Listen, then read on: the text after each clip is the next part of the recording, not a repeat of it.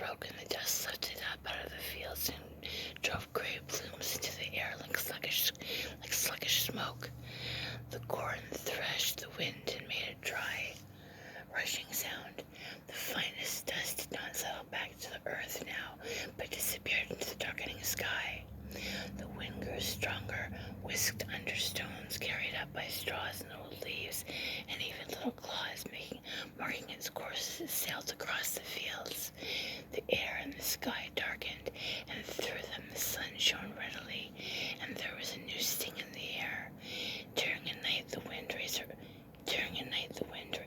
raced faster over the land, dug cunningly among the rootlets of the corn, and the corn fought the wind with its weakened leaves until the roots were freed by the prying wind, and then each stalk settled wearily sideways toward the wind and pointed the direction of the wind. The dawn came, but no day. In the gray sky, a red sun appeared, a red dim circle that gave a little light like dusk. And as that day advanced, the dusk slipped back toward the darkness, and the wind cried and whimpered over the fallen corn. Men and women huddled in their houses, and they tied handkerchiefs over their noses when they went out, and wore goggles to protect their eyes. When the night came again, it was black night, for the stars could not pierce the dust to get down, and the windows' lights could not even spread beyond their own yards. Now the dust was evenly mixed with the air, an emulsion of dust and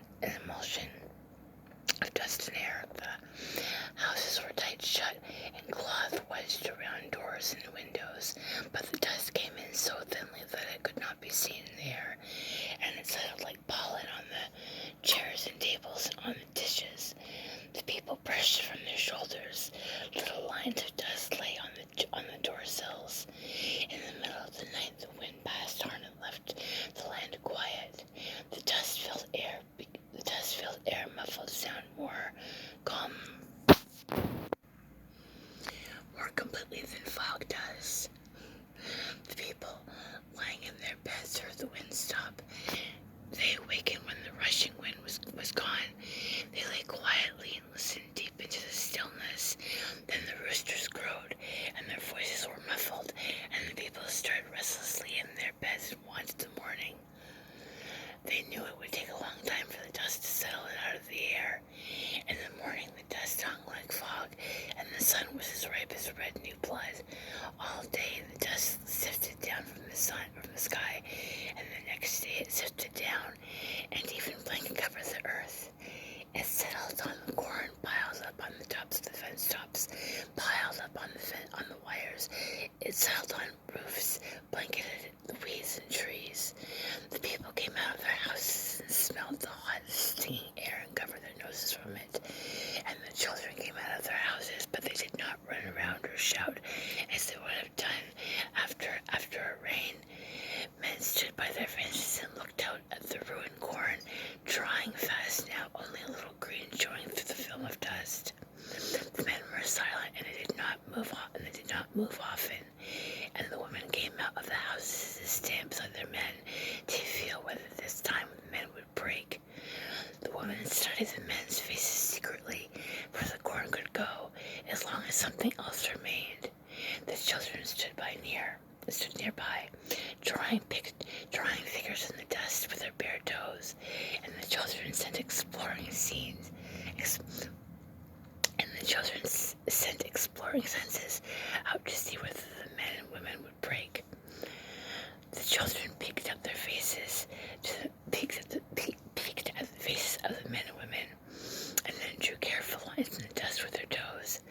Horses came to the watering troughs and nestled to the water to clear their surface dust, and after a while the faces of the watching men lost their bemused perplexity and became hard and angry and resistant. Then the women knew that they were safe and that there was no break, and that they asked, "What do we do?" And the men replied, "I don't know." but it was all right. The women knew it was all right, and watching children knew that it was all right. Women and children knew deep in themselves that no misfortune was too great to bear if their men were whole. The women went into the houses to their work, and the children began to play, but cautiously at first. As the day went forward, the sun became less red. It flared down in the dusk,